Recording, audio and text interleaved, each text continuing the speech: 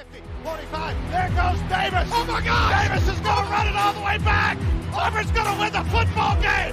Auburn's going to win the football game. He ran the missed field goal back. He ran it back 109 yards. They're not going to keep him off the field tonight. Holy cow! Oh my God! Auburn wins. Auburn has won the Iron Bowl. Auburn has won the Iron Bowl in the most unbelievable fashion you will ever see. Oh, good to be back in your lives. Welcome, everyone, to a brand new edition of the Dream Wager, episode 371. Today is March the 2nd, 2024. As always, I'm your host, D-Rock, and joining me is our NBA guru, my partner in crime, Elvis Acosta. E, how you doing on this rainy Saturday? Yeah, to be honest, we're doing all right. You know, it was a good week, overall. I'm excited for today's show, Dill. Shout out my boy Angel making a big move. He just landed down in Florida. So shout out to Cuddy. And Dill, let's just have a great EP, man. Let's give out some fucking locks. That's what I want to do today. Hell yeah, brother. Shout out our boy Angel and shout out our boy Rob. Big birthday today, shout out my man Babu, man. Yeah. 28, joining the club, getting old. Yes. Oh, man. I remember the kid when he was 15, 14. Now, I remember a menace. I don't remember the Robert from today. I remember, a guy from St. Mary's. He used to drive a Toyota recklessly. Oh, my God. Allegedly. That's the guy I know. That's the guy you know. But yeah, shout out Angel, shout out Rob, birthday and making the big move to Florida, man. Angel's birthday's 4 days away as well. So happy birthday to the gang, man. Oh, well, everyone's a March baby, huh? I love to see it. Yeah, they're soft. We got a great episode for you guys. We got some NFL news to discuss leading up to the draft. Only a 5-game NBA slate, ugly slate in my opinion. If anything, maybe we could look ahead to Sunday, and then we'll continue our MLB preview, AL Central preview, the Detroit Tigers, Kansas City Royals, the Minnesota Twins, the White Sox, and the Cleveland Indians. They will always be the Indians for me. But before we get into all that, little NFL news. Like I said, teams are starting to look around, maybe freeing up some cap room for the draft, making some coaching changes. Minnesota, though, will start with, they informed running back Alexander Madison. They're releasing him. He took over for Dalvin Cook last year. He ran for over 700 yards. He caught 30 passes. Now he becomes a free agent like last year where he became a free agent. Then he signed a 2-year deal with Minnesota. So one, are you surprised? And two, where do you see him ending up? Because we talked about it last show. The running back market is going to be big. Yeah. Dale, to be honest, I'm not shocked by it just because – it's such a huge free agency class with running backs at such a high level of running backs. I don't think at one time we had these many Pro Bowl caliber running backs on the open market, so that's one. And then to be honest, though, with Alexander Madison, he's not an RB1. We saw him try to take over last season for Dalvin Cook. He did an okay job, but at the end of the day, you can't have a major drop-off when in 2022, Dalvin Cook was a top 10 running back. Even with a little injury to start the season, he finished the season strong, Dill. And then you follow that up with last season with Madison. He just didn't do enough or couldn't simply do enough, Dill. So he's a good running back. He's just not an RB1. So if I'm Minnesota, I'm looking at a Tony Pollard. I'm looking at a Saquon. I'm looking at a Josh Jacobs or Austin Eckler who could, catch it as well as could run the ball as an RB1. So I'm looking at a dual threat. Especially, I need a dual threat because as of right now, it's a question mark at the QB position. So I'm going to get the best running back available who's going to help my offense all around. And to me, that's Saquon, Tony Pollard, Josh Jacobs, and Austin. Honestly, I'm going to throw Austin Eckler in there just because he's a dual threat. You need a dual threat, especially if you're going to have a young QB at the helm. And I think it all starts with what you said with the quarterback position, where Minnesota lands if they re-sign Kirk Cousins, if they go a different route. From everything that I've heard and read, if they can't re-sign Kirk Cousins, I think they're going to go and try to get Justin Fields and try to pivot that way and see if they're open, because all signs lead to them probably drafting Caleb Williams. So, it all starts with what they do at the quarterback position, but it will be interesting to see what they do moving forward. We'll go to your Patriots. They've cut J.C. Jackson after trading for him. He is once again a free agent. Why hasn't it worked out in New England? And not just in New England, it didn't work out in LA with the Chargers as well. Is it him, or does he not have it anymore? Still, I'm not gonna say it's him. I'm gonna just say that the Chargers gave him a deal that he was worth at the time, and I believe he's no longer worth top cornerback money. You know, we like you said that we just released a free up, I think $13.6 million in Yeah. the cap. I guaranteed them. Honestly, I'm a guarantee. I guarantee we sign him for a 2-3 year deal at $5 to $7 million a year. I guarantee it.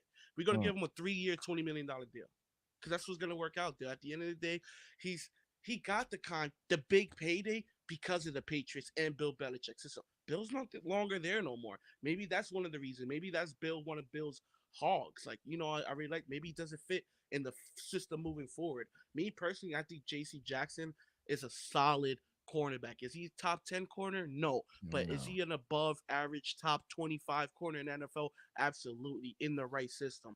I would like to keep him, Dill, to put him on the other side of Christian Gonzalez, who I think is going to be a stud coming back from injury. I just feel is the right move just because at basically $14 million, you know who we can land. We was playing Stephon Gilmore a little more than $14 million. You know what I'm saying? Yeah. Yeah, and just like the Alexander Madison, you could release him and then sign him at a discounted rate, like you're alluding to, which I do think is the right move. He's not playing like he was when he got the contract in He's not a LA. $14 million No. cornerback. Christian Gonzalez is better on a rookie deal. You got to work with Yeah. us. Yeah, JC. yeah, At you the end got of to the day, work with we it. we we let you leave and get a huge payday. I think you owe us a little something in return on the back end. You got your Yeah. huge contract already. You got your 4 year, 50+ mil. You already secured that. I understand it wasn't fully guaranteed on that, but at least you got a nice little bag. Now just cruise out to the rest of your career collecting this 5 to 8. Yeah, he's definitely an above average corner. He definitely Yeah. lost the step though, I will say. Yeah, so that and then 49ers got a coaching change, two big hires in San Francisco. 49ers plan to hire their defensive passing game specialist Nick Sorson as their new defensive coordinator, and former Chargers head coach Brandon Staley for a prominent staff role, probably an assistant head Prominent. coach. Prominent. Uh yeah, and a little about Nick Sorson. He joined the San Francisco staff in 2022 as a defensive assistant. He was promoted as the defensive passing game specialist slash nickelbacks last year. And then he spent previous years with the Jaguar special team coordinator. He also spent 8 seasons under Pete Carroll as a Mm. special teams assistant, secondary coach. So, he has experience. He learned under great people. And now he gets a Was big he part of that yeah. Super Bowl staff as well in Yes. 2014 with the all right, that's good. hmm That's good. So he has championship experience. He's been under Pete Carroll. He was over in Jacksonville as well, and now Was he he in gets a big time. Jacksonville when they went to the AFC Championship game against the I Patriots? don't know. I gotta check, but I don't think so. No, if he was, that's good. That's a good sign. Yeah, that is a good sign. But thoughts on Nick Sorson getting the DC job, and then assistant head coach Brandon Staley. Staley, no comment. With Soros, though, to be honest, I like it just because what have they been producing these past few years? Let's take it back, though. Let's take it back to 2018. Still, they had a young DC and Robert Sala, who was hot head coach commodity. He's a head coach for the New York Jets. I know that's a soft spot there, but at the end of the day, we could say he's a pretty good head coach. Can we at least say that? He's a good defensive coordinator, pretty good head coach. Can we at least agree on that, Dill? Mm-hmm. All right. Next up, D'Amico Ryans. Great DC, right? Mm-hmm. As of right now, he's looking like a pretty damn good head coach in the Houston, Texas. Last season, he didn't, as of right now, he don't have a job with Steve Wilkes. Some people say he had the #1 defense last year, at least a top 5. He at least was the defensive coordinator for a top 3, top 5 defense. Could we at least say that? Yeah. So these past 5 years, Kyle Shanahan, the 49ers, low-key developed great / good head coaching / coordinator, defensive coordinators. Have they not? Mm-hmm. So I like the hire just because they've been developing straight great coach. Like even Mike McDaniels, he was a former running backs coach in San Francisco. Look at him. He's striving in Miami. So I don't know what's going on in San Francisco. If they just hire great and develop them to be great coaches or what, but they'll for some reason that pipeline it keeps busting out quality coaching staffs year in and year out. We've been seeing it. So to be honest, though, if Kyle Shanahan promoted him, I think it's the perfect job because look what these last few seasons represented: Robert Saleh, D'Amico Ryan, Stephen Wilkes, not yet, Mike McDaniel's. Like these are good quality coaches coming out from that staff. So I'm not going to say anything bad about it. Yeah, Nick, I just looked it up. Nick Sorensen was on the special teams coordinator in Jacksonville in See, 2021. my man's just doing his thing. You know, he won the Yeah. championship. He almost beat the Patriots. Remember, they had a 24-14 lead in the fourth quarter in that AFC championship game in Foxborough. Trust me, I know. Mm. And then last but certainly not least, Mike Evans plans to hit free agency. He wants to hit free agency for the first time. Tampa and Evans are in discussions, according to Diana Rossini, but he wants to explore his options. This doesn't mean, his time with the Bucs is over, but he wants to hear his options from all other teams before making a final decision. I think that's smart. A guy that's been loyal to Tampa Bay his whole career. Maybe there's an opportunity somewhere else where he could get a bag late in his career. I mean, he is a Hall of Famer at the end of the day, and it would be nice from a football standpoint for him to stay, but I'd be lying if I said I wouldn't want him on the Jets or somewhere. So, I mean, yeah, I'd love to offer him I whatever, love it. but yeah, he plans to hit free agency. Obviously Tampa is in the loop, but any other teams you think Mike Evans could go to possibly? Dale, I'm gonna be honest with you, Dale. I have a feeling where he's gonna end up. Mike Evans, he's later on in his career. He wants to. Where do guys go when they want to just cruise off to the sunset? They want to stay south. They want the good weather, Dale. He already spent his whole career in Tampa, a state, beautiful state, no income tax. He got his Super Bowl ring. He got his Hall of Fame career deal. What more can Mike Evans want from his all-time, at least Hall of Fame NFL career? Still, let's not forget, Mike Evans is from Texas. Mike Evans went to Texas A&M. Still, Cowboys are in need of a wide receiver number 2. CeeDee Lamb can't do it all, people. CeeDee Lamb is that guy, but they need a wide receiver too. You saw the success they had when Amari Cooper and the CD was there. Pair him up with Mike Evans, that's something special. There's a young quarterback and a very young upcoming team who has, I want to say, a championship window opening, but they could make some noise in the back end of Mike Evans' career if he signs like a 2-3 year deal in the Houston Texans. Remember, Mike Evans is from Texas, people. He went to Texas A&M. Why not finish out your career in your home state, not too far from home, and get a pretty good bag while doing it and contend for a championship? Houston is on the rise. Dallas Cowboys are in the win now situation. If I'm Mike Evans, I'm trying to win. I'm trying to get paid. I'm trying to stay close to home. Does he have a better chance at winning in Dallas or in Houston? Because right now, I think, to be honest, it's Dallas. It's Dallas, but you for the last 30 years, Phil, let's just be real. On paper, Dallas have the better team right now. Yes. Yeah, on paper, but they don't produce. That's they don't produce. And maybe it's Dallas, recency biasy that I'm seeing, but the coach, they have a better quarterback. I'm not disagreeing with you, Dill. All I'm saying is they're fit to win now more than the Texans. Texans, I think, they could be a championship contender within 3 years. But the Cowboys are championship contenders now. I'm not saying they're going to win it, Dill. All I'm saying is they put it this. They're going to be top 5 in odds to win the Super Bowl. Texas is going to be top 15. Let's just be real. Do I think the Texans could be a better team in 2-3 years? Absolutely. But this upcoming season, Dill, we got to give it to the Cowboys. For now. I'm gonna give them to that. At least as of right now, with the way these rosters are constructed, at the end of the Texans don't have a Micah Parsons. Yeah, they don't got a CeeDee Lamb. I like Houston a lot, but Dallas got a little more firepower, Dill. That's all. And you can't hold out Florida teams, like you said, state income tax as well. You can't even And hold back Tampa. yeah, that's what I'm They're gonna saying. He retire might his want to. jersey there. You know what I'm Yeah, saying? yeah, they have to. He's a Super Bowl champ. So I agree. I think it's kind All I'm of saying is unfortunate, but he's from I'm still Texas. holding out. He's from Yeah, Texas. That's all I'm saying. I'm still holding out the Jets. Maybe I'm still holding out some hope. Nah, nah. Um, To be honest, if there's a wide receiver that's gonna go to the Jets, it's not gonna be Mike Evans. It's gonna okay, be well, somebody who I don't played need in the that. cold. No, no, Dill, I'm just being honest with you. It's gonna be somebody. Mike Evans and is at 31 years old don't want to play in 20 degrees in New York. Let's just be real, Dill.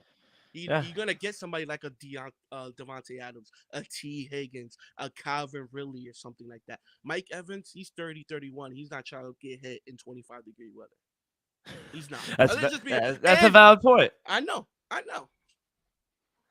But yeah, should be interesting. We'll definitely have more information moving forward towards the deadline. But before we get into our plays, a quick word from our sponsor. We are brought to you each and every episode by Viva Tequila Seltzer, the most refreshing hard seltzer on the market, hands down. Is no wonder why Viva was voted #1 hard seltzer in the world by San Francisco World Spirit Competition.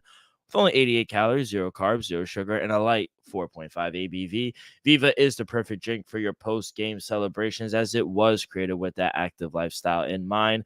We flavor tequila seltzer because flavor is the spice of life, and we like our drinks with just a kick, just like how we like our lives. Whether it's Huckleberry playing around a golf with the boys or an elderberry on this rainy Saturday, it doesn't matter. Our favorites pair perfectly with our Artisanal Blanco tequila for that subtle and refreshing drink. Our belief here at the Dream Wager and at Viva is to live long, live well, and live it up. All right, kid. Like I said, ugly slate here on a Saturday for the NBA. We only got 6 games on the slate. Got a pretty good matchup in LA between the Lakers and Nuggets, but outside of that, ugly games, Jazz, Heat, 2 bad teams in Portland and Memphis.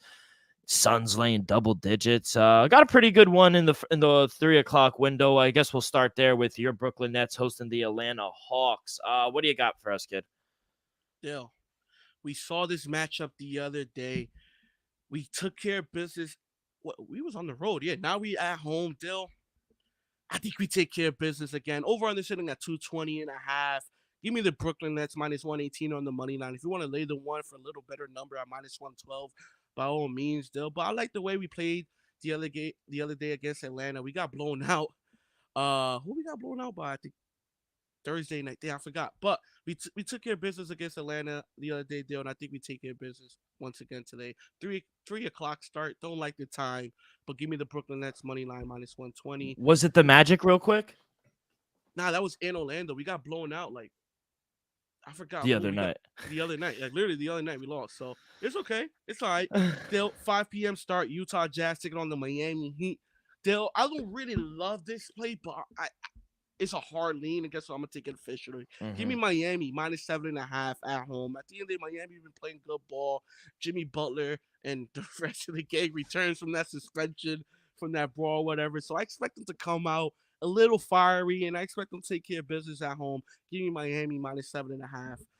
Dale, marquee matchup of the day, in my opinion. Denver Nuggets taking on the Los Angeles Lakers. Over on the sitting at 227. Dale, give me the Denver, give me the champs at -110. I understand Lakers won, I think 5 straight home games. I think they won 7 out of the last 10 or something like that ever since LeBron posted the hourglass or whatever. But huge win against the Clippers the other day. I took the Clippers -3.5. That failed, and then they took care of business. I'm not gonna say took care of business, but they edged out the Wizards the other night. They were 9.5 point favorites. They couldn't cover there. I think they lose, Dill. At the end, I think they lose. They were down 20 to the Clippers in the fourth quarter, and they went to overtime versus the worst team in basketball, in the Wizards at home. I think Denver takes their business -110 on the money line, and then Dill, LeBron James, he's been on fire. We saw that 5-6-3 game against the Clippers. We saw him give you 31 against the Wizards on a back-to-back the other night in an overtime Mm-hmm. win. Still, tonight, he's chasing history. This is why you got to watch this game. LeBron will be the first player in NBA history, maybe the only one ever to do so, to score 40,000 points tonight. I think he's only Jesus. 8 points or 12 points away from that Yeah, I thought it number. was like 9 or 10. Yeah. I don't know the exact number, but it's a short number. He will get it. Give me LeBron over 25.5 at -120 at the end of the day, people. This is a statement day. You don't think, remember LeBron when he came in to break Kareem's record? He came with the suit, chains, diamond ring. He's business. He's standing on business, people. So against the defending champs at home, score 40,000. Shit, I might regret taking Denver on the money line because the more I talk about it, it feels like the Lakers gotta win this game. Because last time you said that on Wednesday, you took the Warriors and I took the Clippers. The Clippers, and LeBron wound up leading them right back. But still, 10 minutes left in the fourth. I was up 21. I know. I could have called it any better if you ask me. But Till I just feel, LeBron might do something special. At the end of the day, it's going to be a special night, 40,000 points. Like I said, I don't think we're going to witness. I don't think I'll be able to witness this because it's the first time ever happened. I don't think it's going to happen again. So people, to the fans, listen to our loyal listeners, please tune in and witness LeBron hit 40K. Yeah, I'm on LeBron James points as well. I mean, he's chasing greatness, and I think that is a huge factor. But just look at his last 5-6 games. Take away the All-Star game. After that, 30 points, 28, 34, 31. He's on a mission. This man is trying to prove something. He's on the milestone, the 40,000 points, which I agree with Elvis. I don't think it's going to be done maybe in my lifetime, but hopefully down the road. And I wouldn't take Denver just because LeBron is probably going to try to take over the game. So that worries me a little bit, and I think that's reflected in the odds, which is why it's a pick 'em. So first play is LeBron James over 25.5 points. And then I'm going to go the first game with the Nets and the Atlanta Hawks. DeJounte Murray over 12.5 rebounds and assists, a little combo. Look at him. The last 4 games against Toronto, 10 rebounds, 7 assists. Against Orlando, 9 rebounds, 11 assists. Against Utah, 11 assists, 4 rebounds. Against the Nets last time in a rematch, he had 6 rebounds and 5 assists. I mean, this guy's just getting some boards and he's dishing the ball out. So over 12.5 rebounds and assists for DeJounte Murray. I think he could have a good game against the Nets. That's all I have. Ugly slate. Like I said, I might add 1 or 2 more plays. So if anything, just check my action app. Let me just give my opinions for tomorrow. As of right now, there's no spreads or lines or anything like that. But Philadelphia taking on Dallas Mavericks, 1 p.m. start. Give me the Dallas Mavericks. They got embarrassed yesterday against the Celtics. I'm not gonna say embarrassed, but they got their butts whooped. So I think Dallas they do for a bounce back versus the 76ers at home, especially. I think they take care of business. Whatever the spread is, lay it with Dallas. Clippers taking on Minnesota. In Minnesota, Clippers, they haven't been looking the same since the All-Star break, No Paul George. I don't know if it is or not, but I'm gonna stay away from this game. If anything, I lean with Minnesota. Don't know Anthony Edwards' status. He rolled his ankle the other day. To me, great matchup here. Golden State versus the Boston Celtics finals rematch from 2 years ago. I'm gonna go with the Boston Celtics. To understand that the Warriors have been playing at a high level. They have been. But Boston, they blew out Dallas yesterday. And to be honest, I think they still got a sour taste in their mouth from what Steph did to them in Game 4 in Boston. So give me Boston minus the spread tomorrow against Golden State. Toronto, Charlotte don't have a comment. Detroit, Orlando, take Orlando minus the points all the way. Spurs versus the Pacers, take the Pacers minus the points, even though Wemby played such a great game against the OKC. He's OD, bro. Yeah, he's playing like no cap cuts. He's playing like a creative player, especially these last. He is 10-game stretch. He's fine. He came along. He's playing with such confidence. Like, now I'm in this league. Now I'm comfortable. Let me start doing things what I know I'm capable of doing. So I'm glad to see it. And to be honest, he's flourishing, He's flourishing. I had Chet Holmgren winning Rookie of the Year. I think he's locking it up right now. Cleveland, this gonna be a good game, Your New York Knicks taking off the Cleveland Cavaliers, Sorry, but your Knicks been fading. I'm just being real. I'm just telling you what I've been seeing. I think you'll agree with me. The Knicks have been fading just a little bit. Give me the Cleveland Cavaliers on the money line. If the spread is a little high, guess what? Like 5, 4, 6. I wouldn't lay more than 5. Give me the Cleveland minus 5. And then OKC Thunder taking on the Phoenix Suns, 9:30 start. This is going to be a game. Give me the Young Bulls. Give me OKC. I think they'll be plus money live dogs. I think OKC take care of business on the road. The young Bulls got embarrassed the other day. I think they go against KD and they try to play good defense and they walk out with a victory. Give me OKC, and I believe they'll be plus money. Yeah, I've been seeing a lot of things. A lot of worried Nick fans. I'm not worried though. Nothing to I'm worry not about. worried. Wait till OG's back. I was just gonna say OG will be back soon. Mitch Robinson soon after that. Randall will return in April. I think we'll be fine. Banged up expectations. Eastern Conference Finals. Fully healthy. Finals. I ain't worried. I ain't worried. No comment. I'm not gonna knock you down Let's from your high continue. horse. Let's head to the diamond. We talked about the AL East, a really good division where, like we said, 3, maybe 4 possibly teams could get in, but the AL Central is not that, I'll say.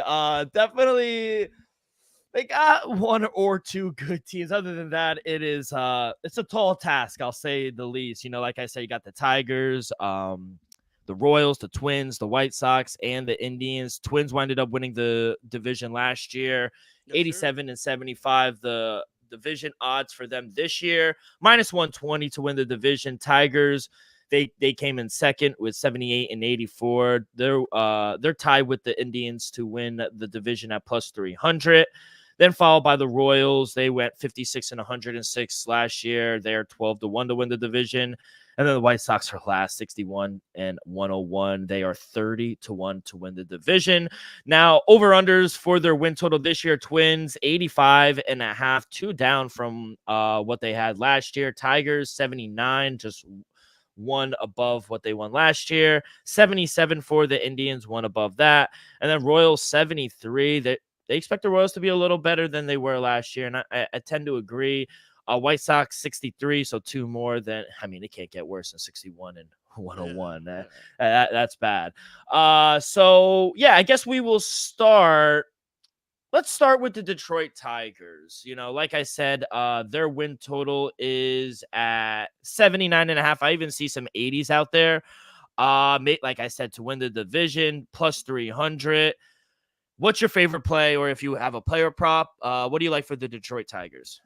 Still, to be honest, I'm going with the under 79.5 wins just because to me it's straight shameful / disrespectful that the fact that, the great is it Great American Ballpark? No. I forgot the name of the ballpark. It's Comerica Park. That sometime come June, July is only going to be 800 to 1,000 people in the stands. How do you expect this team to have a successful season when the fans don't even plan to show up there? That to me, that's it starts there. Can the Detroit Tigers turn it around and be what they were when we was younger? I don't know, though. Especially not this season. At the end of the day, it's a I'm gonna say a decent team in a bad division. Yeah. Do I give them a shot to win the division? No. But can they, get to like 80 something wins? Possibly. But I see them being a 70 to 75 win ball club. Give me the under with the Detroit. Yeah, they're can they have their first winning season since 2016? I think there's a little upside to them, but I feel like that's just a tall task for a very young roster to get 80, well, especially since there are 80s and a halves, to get 81 wins. I feel like they're going to need a lot of things to go right for a young team. And, when you see young teams, you see a lot of, mistakes in the field, up at bats, manager mistakes as well. I do like Riley Green, Parker Meadows. They're all players who could have a really good season. They got the veteran Mark Canha from the Mets, so he's a good hitter in the lineup as well. Get some veteran presency, but if they are able to improve on last season, especially at the plate, I think. And their rotation is okay. I think there's a lot of upside to them. Tariq Skubal, I think he's a great pitcher. He has Cy Young level upside, and he should be their legitimate ace on top of their rotation. But my problem is, what kind of support does he have behind him after that? They did get Jake Flaherty from the Cardinals, but it's been 2 seasons since he put up a 3.22 ERA. He still holds the mark of a 3.75. The potential is there if he could stay healthy, but it's hard to consider him a lock to be healthy and him not get hurt again. They did get Kenta Maeda from Minnesota. I guess he could be an addition as well. Reese Olson, Matt Manning, they are all right in their rotation. And, I don't know. There's just a lot to go right for this team to go. There's some upside to them, like I said, but I don't know if there's enough for them to win 81 games. I like some of the pieces that they have, but like you were saying with another team, I think they're a few years away. So I'm gonna go under as well. I got 80.5 instead of 79. So I'm gonna take the better number and take under 80.5 wins. Let's go to the Kansas City Royals. Let's knock the bad teams out of the way. Let's go with the Kansas City Royals. What do you got for them? At the end of the day, this team won 56 games last season. Yeah. To have basically a 20-game improvement, let's just say 18-game improvement, can it happen? Mhm. Absolutely. Will it happen? I don't know. I do think Kansas City will be better this season, but to jump 20 games, it It's a has big jump. a lot of things have to go right, So I'm gonna have to go with the under. Do I believe they're gonna be better than last season? Absolutely. Do I think they're gonna win at least 70 games? I give them a shot to win 70 games, but to go out there and go over to be one of these surprise teams to, go 75, 80 wins, to basically possibly sneak. No, I don't see it. They'll give me Kansas City under 73.5 wins, though. Yeah, this team, they brought in a lot of veterans this offseason, to help the young Shout out Dan the roster that man, they did. man. You're gonna be all right. Draft next month. Everything's gonna be okay, kid. Y'all gonna rebuild. Y'all gonna be back better than ever. And guess what? We're gonna be right there alongside you come playoff time. God willing. Still not over the Ravens loss. Oh man, it's been a long healing journey. Let's fucking go, Dan. But yeah, for the Kansas City Royals, like I said, 73.5 wins for their total. And I do think I'm going to be a little more positive because, like I said, I think they've done enough with this roster and the rotation that they've done enough to add 18 victories. Will they? That's the thing. Now, I like Hunter Renfroe. They got Adam Frazier, Garrett Hampston, Austin Nola. It's going to help up some short positions. The best player on their team, Bobby Witt Jr., he signed an 11-year, $288 million extension earlier this month. If he was playing every position, they would be a playoff team. Let's just put it like that. Bobby Witt Jr. is a fucking beast. So he's definitely worth the money, and they need to build around him, which I think they are doing. But like I said, they acquired a lot of people: Michael Waka, Seth Lugo, Will Smith, Nick Anderson, Chris Stratton, Kyle Wright, Ryan Bader, or Brady. So they got some good pieces, especially Lugo and Waka with that rotation. They got Cole Reagans, Brady Sanger, Jordan Lyles. So their rotation it's not the worst, So they've definitely improved their roster. I would bet the over on their win total, if I'm being honest. I do think they're going to be a little better, but I got a fun bet for you, and I got it from shout out my man Malcolm Banford on the MLB podcast with me.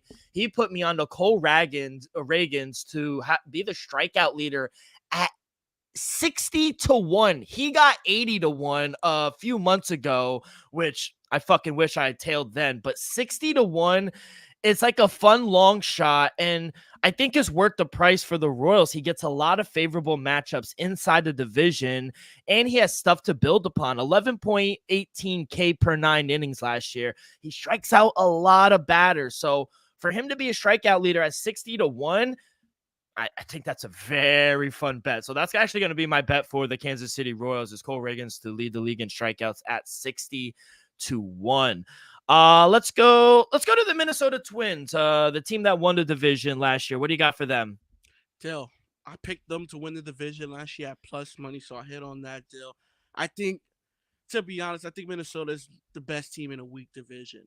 That's what it comes down to. They're the best team in a below average division. At the end of the day, Dill, Minnesota, they got some talent. They got the best. They got my boy Pablo Lopez, who I fuck with. And that's one of my players as well, Dill. Give me the Twins to win the division at minus 140. At the end of the day, at minus 140, that's a great number for this Minnesota team. At the end of the day, it's a weak division, Dill.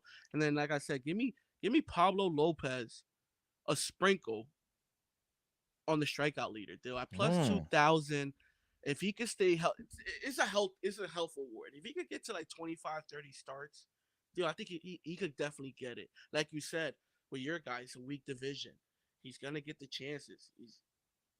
I gotta give him a shot there. Plus 2,000, 60 to 1 sounds better. But plus Yeah. 2,000, my boy Pablo Lopez, he's capable of doing it. We both know he's capable of doing it. It's just, can he play more games or start more games in the competition? That's gonna be my main concern. I give him a shot plus 2,000, and then give me the over 87.5 wins. I think this team can win 90 games. I'm not gonna say they're gonna break the boards or whatnot, but I think they could get to 85 to 90 wins for sure. Yeah, definitely going to be a different rotation for the Minnesota Twins without Kenta Maeda and Sonny Gray out of the picture. But, they did acquire Chris Paddock and Anthony DeSclafani as well. They got Joe Ryan, Bailey Ober, your boy Pablo Lopez. Lopez, sixth best betting favorite to win the AL Cy Young at 11-1. He's also ranked inside the top 20 at plus 5,000. So, I mean, if he stays healthy, I mean, He got a shot. He has a shot, absolutely. And the lineup for Minnesota, they have a potential to be dangerous when at full strength.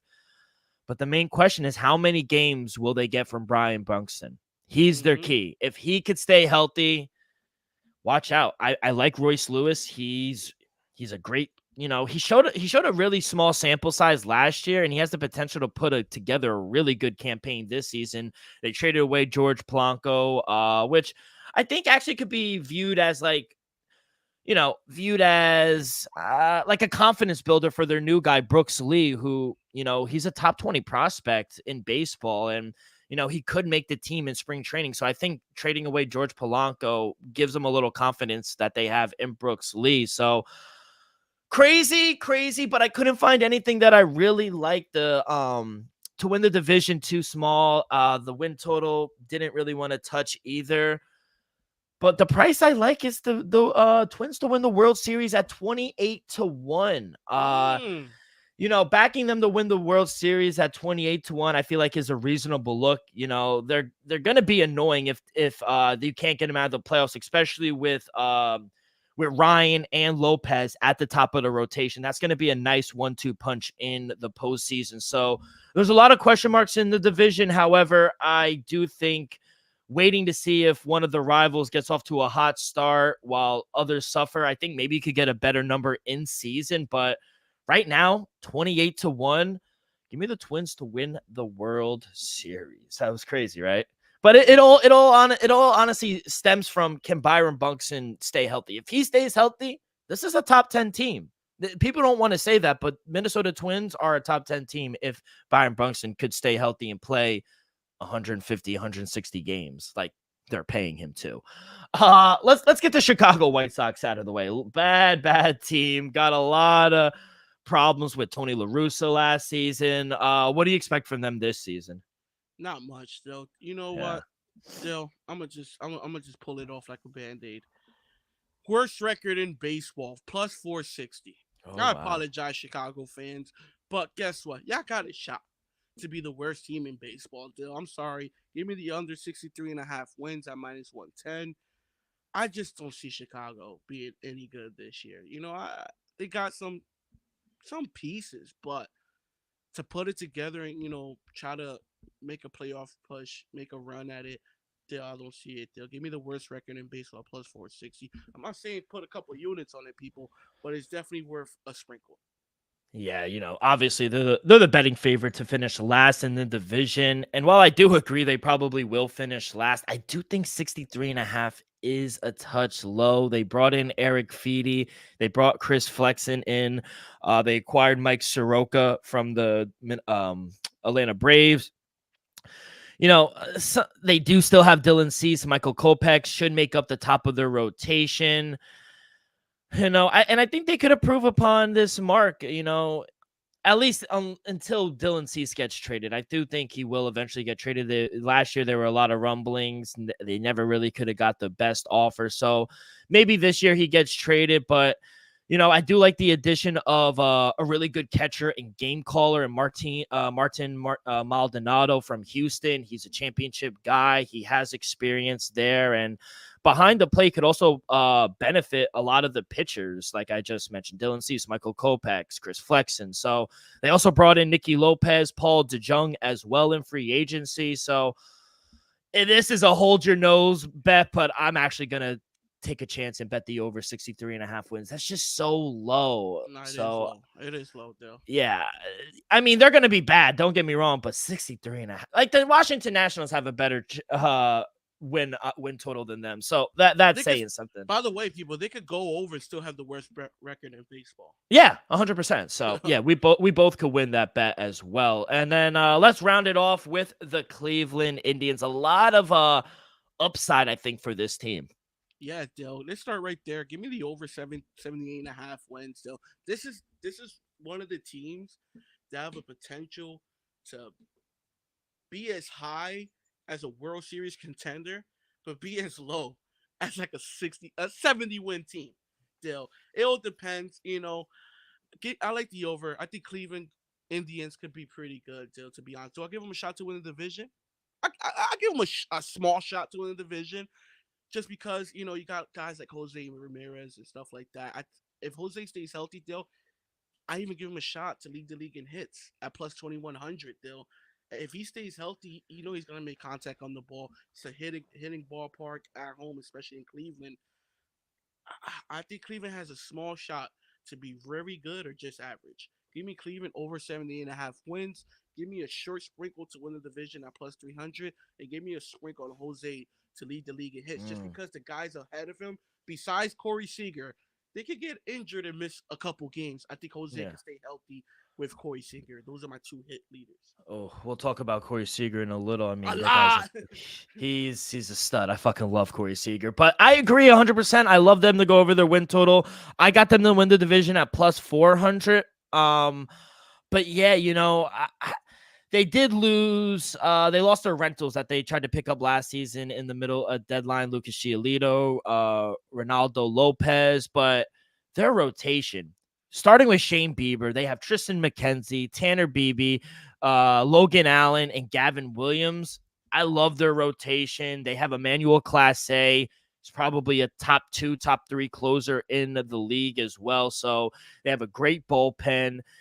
And, they did make some changes. Stephen Volk taking over as manager. He takes over for big shoes. Terry Francona. He won legend. three AL Manager of the Year awards. Cleveland, he had 4 divisional titles, 6 playoff appearances in 11 seasons. So, yeah, I like Stephen Volk, and I think he will be a good manager, but it is big shoes to fill in a legend like Terry Francona. I think the question mark for the Guardians, again, it's every season, is how they're going to be able to produce offense. They're ranked 22nd in the majors in offense. Their pitching is what gets them to the offseason or the postseason. And I think Jose Ramirez, you mentioned him, he could prove a better slug rate. He hit 475 slugging last year in 2023, but there's not a ton of reason or explanation for you to think that he's going to have a drastic decline. I think he could improve this team, if anything. So I like the look that Elvis made with him leading the league in hits as well. So I don't know. I think I do imagine them being competitive or even being in the lead in the division at deadline. So watch out for them to look to add some extra power. They need to improve. That's been the downfall and the question mark for this team for the past 5 years. We know they have a good rotation. We know they have a good bullpen and closer. Can they put up fucking 5 runs? That's what we need. So it's like the Mets. If the Mets put up 5 runs, they're winning 100 games. No bullshit. Yeah. So they do need to improve that offense. They need to, build some guy or get some guys around Jose Ramirez. He can't do it himself. So, I love the defense. I love the pitching. I love the bullpen. And I think Cleveland is a good candidate to win the division at a plus 400, plus 300, whatever you could get. I do think it's a good bet. So I'm going to go over their win total, and I'm going to take them to win the division. We will take the AL West on Wednesday. But any last words before we get up out of here, kid? Let's just have a great day. It's looking like it's going to be raining all day up in Jersey / the East Coast. So everybody just drive safe, enjoy the day, and let's just watch some good basketball games today and tomorrow. Yeah, we got UFC tonight as well, so lock in for some fights. But yeah, like Elvis said, enjoy your Saturday, enjoy your weekend. That is going to do it for this Saturday edition of the Dream Wager. On behalf of our sponsor, Viva Tequila, Elvis, myself, we'll see you guys on Wednesday. We'll recap the games. We'll take a look at the AL West, one more division, and then we will head to the NL. But make sure you guys follow along our social media, X and Instagram at The Dream Wage. You guys can find all of our episodes wherever you listen to podcasts, Apple Podcasts, Spotify, Stitcher. We go live every Wednesday and Saturday on YouTube, youtube.com/The Dream Wager. Hit that like button, subscribe, rate, give us a review. All that good stuff really helps the show grow tremendously. So be a friend, tell a friend. Everyone have a great weekend. Good luck on your wagers. Peace.